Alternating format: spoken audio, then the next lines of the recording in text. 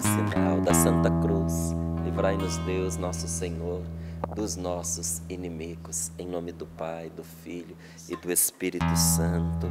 Amém. Primeira carta de São Pedro, capítulo 1, versículos do 3 ao 9. Assim nos diz a palavra de Deus. Quero até marcar esta palavra aqui na minha Bíblia também. 1 Pedro, capítulo 1, versículos do 3 ao 9. Assim nos diz a palavra de Deus. Bendito seja Deus, o Pai de nosso Senhor Jesus Cristo. Em sua grande misericórdia, pela ressurreição de Jesus Cristo dentre os mortos, Ele nos fez nascer de novo para uma esperança viva, para uma herança que não se desfaz, não se estraga, nem murcha, e que é reservada para vós nos céus. Graças à fé e pelo poder de Deus, estáis guardados para a salvação que deve revelar-se nos últimos tempos. Isso é motivo de alegria para vós, embora seja necessário que no momento estejais por algum tempo aflitos por causa de várias provações. Deste modo, o quilate de vossa fé, que tem mais valor que o ouro testado no fogo, alcançará louvor, honra e glória no dia da revelação de Jesus Cristo. Sem terdes visto o Senhor, vós o amais. Sem que agora o estejais vendo, credes nele. Isto será para vós fonte de alegria inefável e gloriosa, pois obtereis aquilo em que acreditais, a vossa salvação. Eu acredito nesta palavra. Eu acredito na salvação de Deus. E você? Eu acredito que o que espera por nós, que aceitamos nosso Senhor Jesus Cristo no nosso coração, não é desgraça, não é destruição, nem é inferno, mas a salvação de Deus para a nossa vida. Aquele que crê, diga, eu creio. Eu creio. Eu creio. Quem crê, diga, amém. Amém. Palavra do Senhor. Graças a Deus. Graças a Deus. Bendito, bendito seja Deus, o Pai de nosso Senhor Jesus Cristo. Em sua grande misericórdia, então foi por misericórdia de Deus, não foi por mérito seu, não é porque você é talentoso, não é porque você é bonita, não é porque você é caridosa, não é porque você tem o seu coração aberto à vida espiritual, sempre foi uma pessoa do bem. Por causa disso, não. Pela grande misericórdia de Deus. Na grande misericórdia de Deus, pela ressurreição de nosso Senhor Jesus Cristo dentre os mortos. Então isso não é conquista minha nem sua.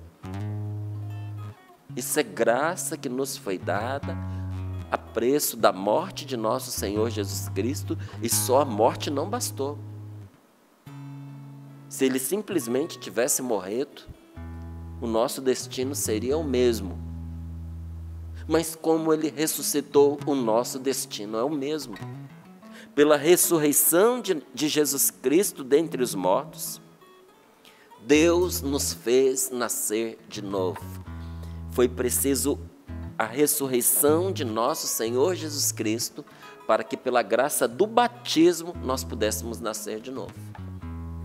Com Cristo na cruz, nós descemos à sepultura. Morremos com Jesus na cruz. Mas com a sua ressurreição, nós renascemos dos mortos. Mas por que na cruz de Jesus e na ressurreição de Jesus? Porque sendo Ele homem também, ser humano como nós, o ser humano na cruz morreu e do sepulcro se reergueu, na pessoa de nosso Senhor Jesus Cristo. Ele fez com que a nossa natureza, que já vivia a experiência da morte, passasse pela morte, mas numa condição diferente. Passasse pela morte de modo inocente, porque até então, até Jesus, todos os que haviam morrido, morreram culpados dos próprios pecados. Mas ele foi capaz de, assumindo a nossa natureza, mantê-la isenta de todo pecado, ou seja, inocente. E o que foi crucificado foi uma natureza inocente de pecado. Ali o demônio perdeu o que ele tinha contra nós, quando injustamente ele condenou o inocente. O documento que pesava contra nós foi rasgado, mas não bastava simplesmente que o inocente morresse na cruz. Era necessário que essa natureza se levantasse dos mortos. E isso aconteceu em Jesus Cristo, nosso Senhor. E até que isso aconteça de modo efetivo conosco, isso acontece, até lá, isso acontece de modo espiritual no nosso batismo. É espiritual, mas é real. É uma mudança na nossa natureza. A pessoa batizada recebe lá o ingresso que a Valdênia estava falando, o título. Filho de Deus. Todos nós somos criaturas, à imagem e semelhança de Deus, mas pela morte e ressurreição de nosso Senhor Jesus Cristo, nós somos elevados a uma outra dignidade. Como assim? Nós somos adotados. Adotados, mas Deus ao nos criar já nos adotou, não nos adotou, nos adotou na morte e ressurreição de nosso Senhor Jesus Cristo, nos dando condição de participar da vida divina. Porque até então, éramos simplesmente humanos. E seguimos o curso natural de todo animal. Mesmo sendo um animal racional, não é? A sua finitude. Então, o que aconteceu quando Deus nos adotou? Nos fez participar da sua herança. Nos comunicou seus dons, nos comunicou sua divindade e nos tornou eternos. Gente, isso não é pouca coisa. Em sua grande misericórdia, pela ressurreição de Jesus Cristo dentre os mortos, Ele nos fez nascer de novo, para uma esperança viva. E não é esperança no sentido, tomara que aconteça, quem sabe, né? Isso aí é expectativa. Não, a esperança é aguardar com certeza aquilo que ainda não se manifestou, mas vai se manifestar. Nós esperamos vivamente pela nossa ressurreição, sem merecer. Porque todos os dias eu olho para mim e digo, eu não mereço. Falta muito, falta muito. Gente, a nossa vida é interessante. Nossa caminhada com Deus. Quando a gente pensa que a gente está adiantado, a gente retrocede. Às vezes você fica se perguntando, em que ponto eu estou? Será que eu estou mais adiantado ou mais atrasado do que quando eu comecei? Só que o que a palavra de Deus nos diz, não é que Deus vai ficar medindo esse progresso ou esse regresso. O que a palavra de Deus nos diz é que quem aguentar até o fim, não trair, não abandonar nosso Senhor, não abandonar a sua fé, não descrer por causa dos sofrimentos da vida presente, eu vou lhe dizer, não são os sofrimentos da vida presente que faz a gente desacreditar, mas uma fé fraca e doente que a gente arrastou a vida inteira sem nunca fortalecer, que se rompe em algum momento. Mas quem mantiver a sua fé será guardado e receberá aquilo que a vida inteira aguardou. Eu não espero mais nada, não tem nada que eu queira mais que isso. Eu quero a salvação de nosso Senhor Jesus Cristo, eu quero estar com Deus na eternidade. Então, quando você quer isso, tudo mais se torna relativo, tudo fica em função disso. Isso se torna para a gente um critério. Isso me aproxima da minha meta, me aproxima de Deus, me aproxima do céu, me aproxima da vida, me aproxima da verdade, me aproxima do bem, ou isso que eu vou fazer, que eu estou pensando em fazer, ou que eu estou fazendo, está me retirando da graça de Deus, está me afastando de Deus, está me afastando do céu, está tornando a minha vida um inferno e está fazendo de mim um inferno para os outros. É um critério, não é? Então, nos fez nascer de novo para uma esperança viva, para uma herança que não se desfaz. Essa herança não se perde. Tem muita gente aí se matando por causa de herança. Você sabe por quê? Porque é pouca. E aí você vai dizer, mas a pessoa recebeu um absurdo. Mas nesse mundo que a gente vive, tudo ainda é pouco.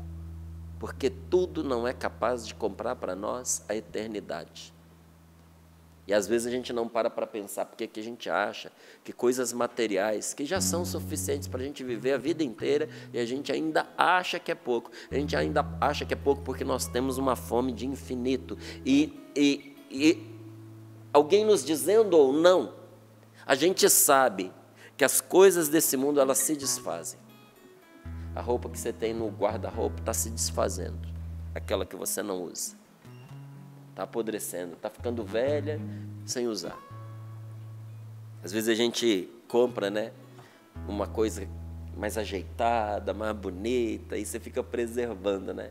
Aconteceu isso com um sapato. Encontrei um sapato numa promoção, um sapato lindo, rapaz. E eu peguei aquele sapato e eu comprei, e eu guardei, e eu usava muito pouquinho. O dia que eu fui usar, fui eu para um lado com o sapato e a sola para o outro. A falta de uso estragou. Estragou. Não é? Um amigo meu, não é, que trabalha na Receita Federal, ele estava me explicando sobre materiais. Ele disse, tem material, hoje tem umas pulseiras de relógio que elas parecem de borracha.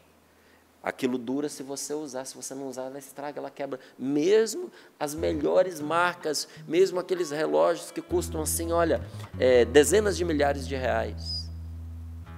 A falta do uso envelhece um negócio, tanta coisa se estragando dentro do armário da gente, porque a gente não usa. Comida se perde se a gente não come, não é? Até o dinheiro que você tem desvaloriza se você não movimenta esse dinheiro, não é? Porque tudo que a gente tem nessa vida é passageiro, tudo. E aí vem Deus e nos diz que Ele, pela ressurreição de nosso Senhor Jesus Cristo, Ele nos fez nascer de novo para uma herança que não se desfaz. Essa nova condição que nós recebemos ao ser batizados, nos dá direito a uma herança que não se desfaz. Aí me permita fazer uma pergunta para você. E você acha que é justo negar o batismo a uma criança? Ao seu filho? Porque você acha que não é importante? Porque está discutindo marido e mulher para ver quando é que vai ser, onde é que vai batizar, se vai ser com o padre, se vai ser com o pastor, e a criança fica lá, à espera de uma graça que a gente que é cristão lhe deve. E olha, é uma graça que não tem igual nesse mundo. Nada se compara à graça do batismo, nada. Tanto que os primeiros cristãos, quando eles batizavam uma criança, ali já era realizado naquele ato um pequeno exorcismo, porque os primeiros cristãos, aqueles mais unidos a Jesus, aqueles que estavam mais pertinho, eles sabiam de uma coisa: sem o batismo, o mal atua na pessoa de dentro para fora. Mas com o batismo, a presença de Deus passa a habitá-la de uma forma diferente. O mal continua agindo na vida dela, muitas vezes até de forma mais violenta, mas não mais de dentro para fora. Agora é de fora para dentro, porque de dentro ele foi expulso. Quando a graça de Deus, a presença do Espírito Santo habitou aquela pessoa. Nem a um inimigo eu negaria isso, quanto mais aos meus filhos. Então, quando os meninos nasceram, a gente ficava até angustiado, porque passava um mês, a gente está demorando demais para batizar. Não é? E às vezes precisa realmente esperar um pouquinho, para criar as condições, para que os pais possam vir, não é, para que os padrinhos se preparem. Não é? No meu caso, quando o Lucas nasceu, eu queria que o Padre Jonas estivesse presente, que ele estivesse no batismo. E esperei, né, Padre Jonas, eu morava em Portugal, esperei o Padre Jonas chegar lá. né? E tive a alegria de ver o meu filho sendo batizado na mesma pia batismal que foram batizados os pastorinhos, pelo Padre Jonas, pelo Bispo de Fátima. Nossa, como aquele dia foi um dia feliz para nós. Porque não é simplesmente um rito. O rito mostra por fora o que os olhos não podem ver. Porque o que acontece os olhos não veem, mas é real. Então, para a gente não ficar à deriva, né? Porque a gente precisa sentir, ver as coisas, porque nós somos dos sentidos. Um ser humano que tem corpo, ele é dos sentidos. Então, o que o rito faz? Ele traduz para os sentidos, para a vista, para o ouvido, para o tato, para o olfato, para o paladar, aquilo que os olhos não podem ver. É bonito demais. Mas naquela hora, quando uma pessoa é batizada na água, os olhos veem a pessoa sendo batizada na água, os olhos não veem, mas a pessoa está sendo completamente submergida no rio de água viva que é o Espírito Santo. E isso nos faz participar de uma herança que não se desfaz, que não se estraga, que não murcha e que é reservada para vós nos céus. Como? Graças à fé e pelo poder de Deus estáis guardados. Às vezes a gente brinca, né? Como uma camiseta como essa. Porque é uma roupa, não é divertido, né? Ainda mais que é camiseta, que é uma coisa informal. Mas na informalidade dessa peça está guardado isso aqui, ó. Eu estou falando da camiseta, o meu escudo é a fé. Graças à fé e pelo poder de Deus, estáis guardados para a salvação que deve revelar-se nos últimos tempos. Tem uma salvação mesmo para as pessoas mais santas que ainda não se revelou. Tem algo da salvação de Deus para você que faz uma experiência de Deus, que sente a presença do Senhor, que vive bem a sua vida de oração, que diz para as pessoas e até se sente salvo, né? Por que eu digo até se sente? Porque sentir não é o que importa. A fé não é feita de sentimento. Tem gente que não sente, mas crê até o último fio de cabelo, e é isso que vale. Mas tem pessoas que receberam de Deus até a graça de sentir-se salvo. Inclusive, para essas pessoas, ainda não se manifestou. Ainda não se revelou. Há algo da salvação que ainda não se mostrou para mim e para você. Se o que já se mostrou nos deixa extasiado, porque se você não fica, eu gostaria que você soubesse que eu fico. Eu, às vezes, estou no encontro de oração, o que eu vejo me deixa assim, sabe, fora do chão, gente. Eu olho e digo, não é possível. Deus é bom demais da conta. Às vezes por algo que aconteceu, às vezes pela atmosfera daquele momento de oração. Eu não sei se você já viveu essa experiência de estar numa oração com um grande número de pessoas e não querer que não acabe. Querer que não acabe. Porque é algo que, olha, mexe com a gente por dentro, por fora. A gente se arrepia, parece que os pés desgrudam do chão. Isso não é uma coisa cotidiana, não é o corriqueiro. Mas há momentos de oração que a gente se sente verdadeiramente arrebatados. E sabe o que é que Pedro está dizendo? Nem se revelou ainda. Aquilo que você acha que é muito, nem é parte daquilo que vai se revelar, da salvação que está guardada para os últimos tempos. Isso é motivo de alegria para vós, embora seja necessário que no momento estejais por algum tempo aflitos. Embora seja necessário que eu, nesse momento, passe por aflições, que você passe por aflições, por causa das várias provações. O que a gente passa por aflição? Fica aflito, preocupado, sofrido, dolorido. ferido, magoado, por causa das provações. Tem provações que vêm pela carência de saúde. Qual o nome da carência de saúde? Doença, fraqueza, enfermidade. Nós passamos por provações por causa do que os outros vivem, ou que fazem a gente viver. Tem muito sofrimento que a gente se causa por causa dos outros, a maioria inclusive. E tem algum sofrimento que os outros nos causam.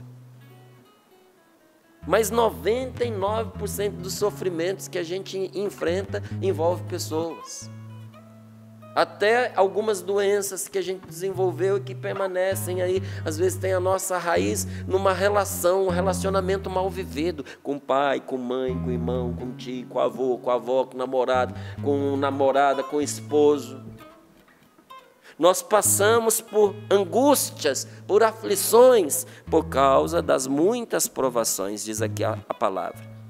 Mas nessas provações, o quilate da nossa fé, que tem mais valor do que o ouro testado no fogo, é na provação que o quilate da nossa fé alcançará louvor, honra e glória no dia da revelação de nosso Senhor Jesus Cristo. Sem ser provado, não tem tesouro. Sem provação, sem luta. Sem luta, sem combate. Sem combate não tem vitória. Sem vitória não tem coroa. Não é vitória contra os outros, mas é vitória contra o mal. Jesus nos permitiu participar não só das lutas dele, mas das vitórias dele sobre a tentação, sobre o mal. E olha, tanto isso é verdade que o próprio Jesus, ele diz que tem acontece mais festa no céu por um pecador que se converte do que por 99 justos. O que isso significa? Que todas as vezes que você se converte, porque a conversão não é uma só. Todo dia a gente se converte, meu querido. E quem não se converte, se perverte.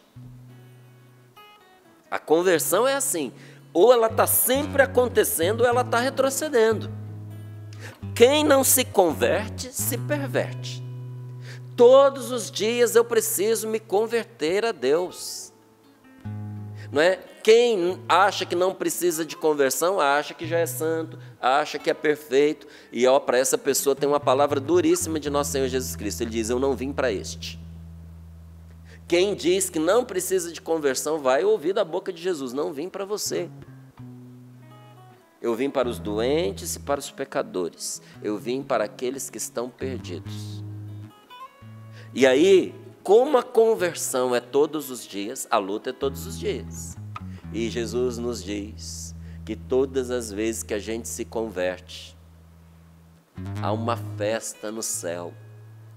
Quando você vence um pecado, quando você vence essa natureza caída, quando você engole um desaforo para poder barrar o mal. Quando tentado pelo demônio, você diz, não, vá direto, Satana, nunca ansuado mikvana, sunt mala quelibas, ipse venena bibas. Não, Satanás, retira-te, nunca me aconselhes coisas vãs, é mal que tu me ofereces, bebe tu mesmo os teus venenos. Na hora que você faz isso, o céu quase vem abaixo. Porque tem uma festa acontecendo por causa da decisão que você tomou. Isso é uma coisa maravilhosa. Isso é motivo de alegria para nós.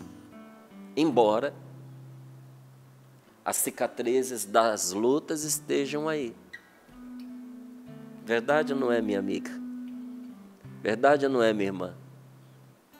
Você está cheia das cicatrizes das suas lutas, com lágrimas nos olhos. Mas essa palavra é de Deus para você. Tem acontecido uma festa em Deus, no céu, cada vez que você morre, para que a sua família viva. Cada vez que você perde, para que Deus ganhe na sua casa. Uma festa no céu, meu amigo.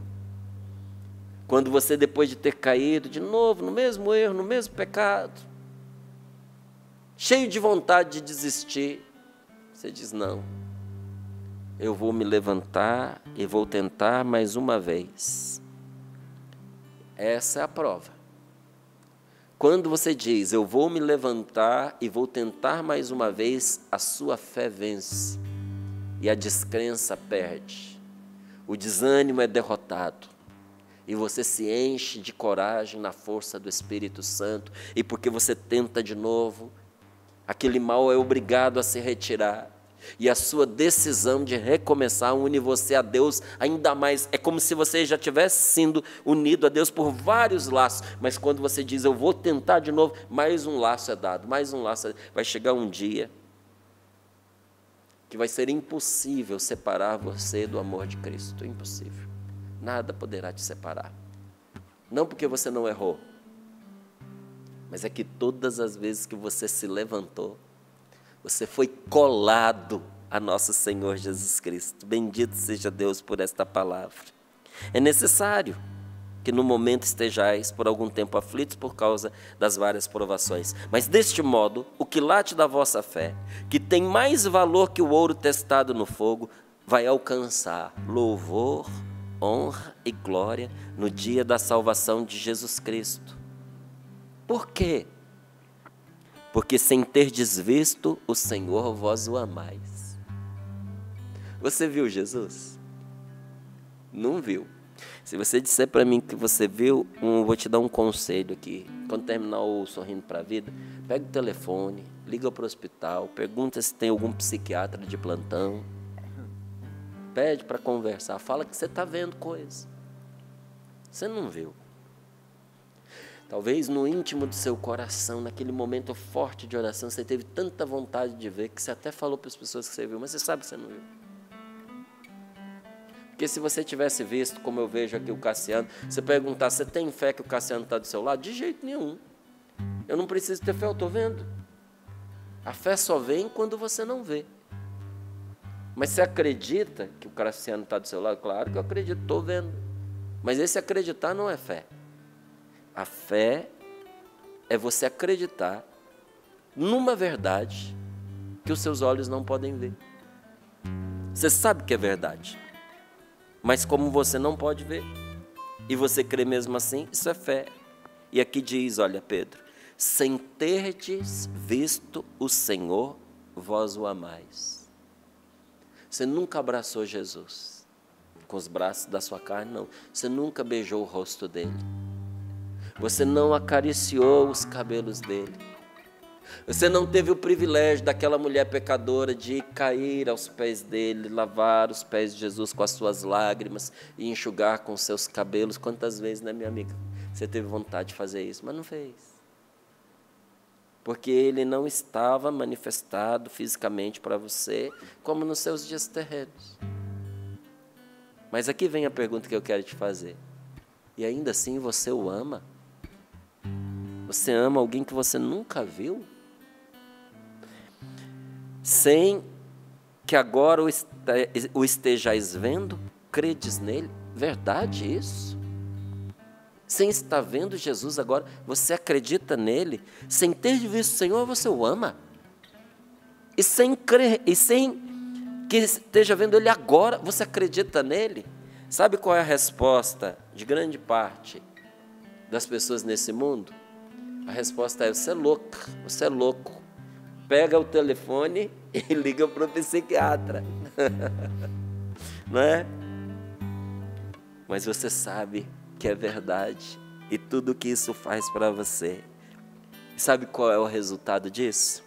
Isso será para você uma fonte de alegria inefável. Sabe o que é inefável? As palavras não podem traduzir. É como se... É porque é muito feio dizer inefalável.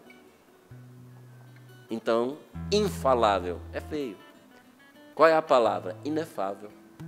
Não dá para explicar a alegria que será para você, a gloriosa alegria que isso é, porque você vai obter aquilo em que você acredita. Você vai obter a sua salvação.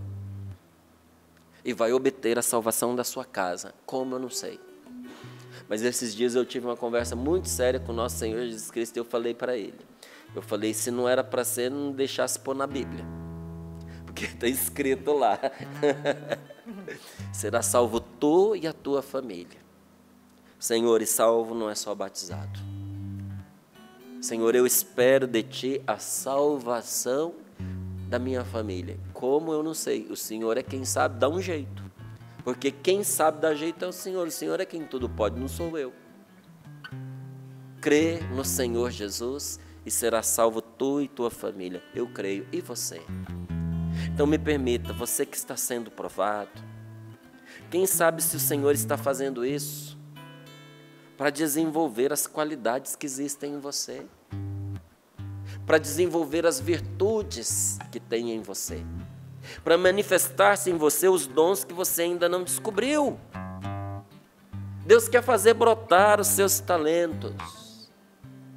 Como você não tira suco do limão sem apertá-lo, sem espremê-lo. Você não tira suco da laranja. Você já viu o que é necessário para tirar o suco da cana? Você tem que transformá-la em bagaço, você tem que esmagá-la. Imagina a aflição da cana quando ela vai chegando perto daquela moenda.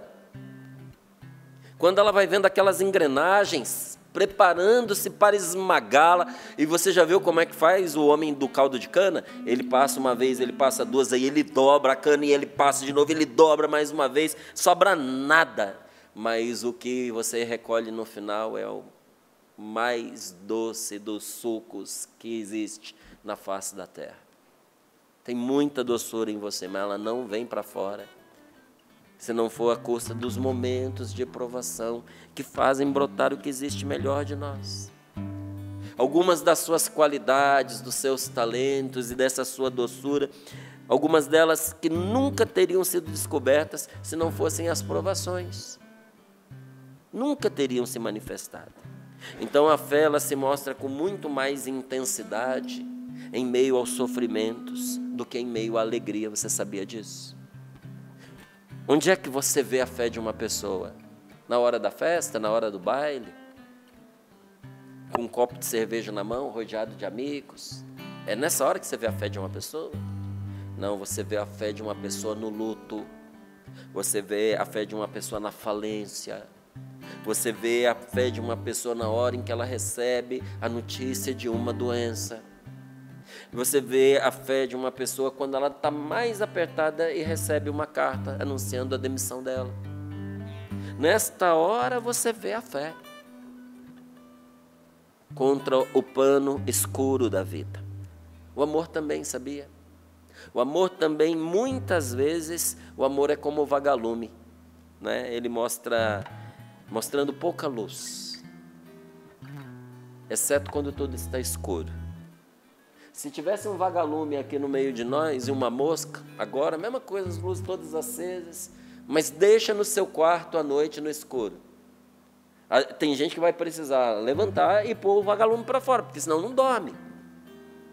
Porque vai ficar incomodado com a luzinha do vagalume, sim, senhor. Eu me lembro quando eu fui a Santos Dumont, ali em Minas Gerais, eu morava em Barbacena, e fui convidado para a fazenda lá, da Ildaléia, da Flávia, amigas tão queridas. E quando a gente estava caminhando em direção à fazenda, eu vi 2 céus estrelados. Um no alto e um embaixo, Cassiano. Eu não sabia que era possível tanto vagalume. Gente, eu fiquei assim, extasiado. A gente não conhece esse mundo, a gente não conhece a natureza. Gente, era tanto vagalume, mas eram milhares de vagalumes. Eu olhei e disse, 2 céus, um em cima e um embaixo. De tão belo que era. Mas acende-se o sol e os vagalumes desaparecem. Assim é com o amor, assim é com a fé, assim é com a nossa esperança. Brilha mais forte no escuro. Você descobre que tem quando você precisa dela. Até a esperança faz como as estrelas, que não mostra a sua luz enquanto o céu do contentamento está brilhando. Quando você está contentinho, amigo, você não vai ver a luz da sua esperança. Ela aparece só na noite da tribulação e da adversidade. Muitas vezes as aflições, As aflições, elas são como aquele pano escuro sobre o qual Deus coloca as virtudes, as qualidades dos seus filhos, para que elas brilhem mais. Veja, o dia que você for num bom joalheiro, com aquelas peças caríssimas, de pedras preciosas, ouro, brilhantes, você vai perceber uma coisa, ele vai colocar tudo isso para você ver sobre um tecido de veludo, ou preto, ou azul marinho, mas muito escuro. Porque contra o fundo escuro, o brilho é maior. A gente que trabalha com televisão, a gente faz muito isso. O dia que você quer ressaltar um elemento, principalmente aqui na Canção Nova, que a gente não tem muito recurso, quando você não tem muito recurso, o recurso é o pano preto. A gente não tem cenário, põe o pano preto. Coitado do pano preto põe a mão na cabeça e diz, eu de novo, é o que mais trabalha, né? Porque você estende aquele pano e ele anula tudo que está lá atrás. E você põe em evidência tudo que está lá na frente, aquilo que se perderia num monte de informações, contra o fundo escuro brilha. Olha, talvez a sua vida esteja passando por tantas tribulações que você diz assim, Márcio, é a minha história, eu estou na escuridão. Você é que pensa. Você olha em sua volta, você vê escuridão. Mas as pessoas que olham para você, veem você brilhando na escuridão. Será que Deus não permitiu as tribulações que você está passando para que você brilhe com mais fulgor e seja uma luz para aqueles que hoje ainda não conseguem olhar para Jesus? Pode ser que há algum tempo atrás, né, você tenha rezado, ou você até mesmo tenha pensado dizendo assim, Senhor, será que eu tenho fé? Senhor, mostra-me, Senhor, até onde vai a minha fé. Você pode não ter prestado atenção, mas ainda que de modo inconsciente, me responda, será que essa não foi uma oração pedindo provações na sua vida? Mostra-me até onde vai a minha fé. Amigo, só tem um jeito, testando. Como é que você pode saber se você tem fé enquanto a sua fé não for testada, enquanto a sua fé não for exercitada? Então preste bem atenção numa coisa, Deus muitas vezes, nos envia provas, a fim de que sejam reveladas as virtudes existentes em nós. E para que eu e você possamos ver que elas são reais. Existem dons, talentos, virtudes reais em você. A fé é real, o amor é real, a esperança é real. Aliás, ainda muito mais que isso. É um verdadeiro crescimento na graça que é produzido pelas provações que vêm de Deus. Coloque as mãos sobre o seu coração. Se você puder, feche os seus olhos um pouquinho. Hoje nós estamos numa era das academias. Em cada lugar que você vai, tem uma academia diferente. Onde nunca antes existia, agora tem. Que as pessoas estão descobrindo a importância de se exercitar. O músculo, ele precisa ser levado ao limite para se desenvolver, você sabia? Para a pessoa ganhar músculo, o músculo tem que rasgar as fibras. É uma pequena distensão que acontece no seu músculo, micros. Ai, é por isso que dói, é por isso que dói. Quando você vai na academia e treina direitinho, significa que você saiu de lá todo rasgado. E só assim o seu músculo vai crescer. Para crescer, ele sofre. Espiritualmente, a mesma coisa. Ninguém cresce sem sofrimento. Deus não treina os seus combatentes em barracas, acomodados, confortáveis, em barracas luxuosas, mas forçando-os a sair, usando-os em marchas forçadas, serviços pesados, difíceis. O Senhor, como um bom general, os faz escalar montes, faz lutar contra correntezas, atravessar rios a nado, a fazer longas caminhadas carregando as suas mochilas pesadas. Está pesado esse fardo nas suas costas, a mochila está pesada, louvado seja Deus. Em outras palavras, o Senhor nos torna resistentes até ao sangue. Será que isso explica as tribulações que você está passando? Não seria por isso que Deus o corrige? Até parece castigo, não é? Mas não é. Não é. Deus ama você. Deus está fazendo de você uma pessoa forte, capaz de receber louvor, honra e glória. E mais, o que você espera de Deus, você vai receber. E no topo do que você espera está a sua salvação. Você vai ver a salvação que você esperou ser entregue a você. Não chore. Enxuga as suas lágrimas. Põe um sorriso nesse rosto.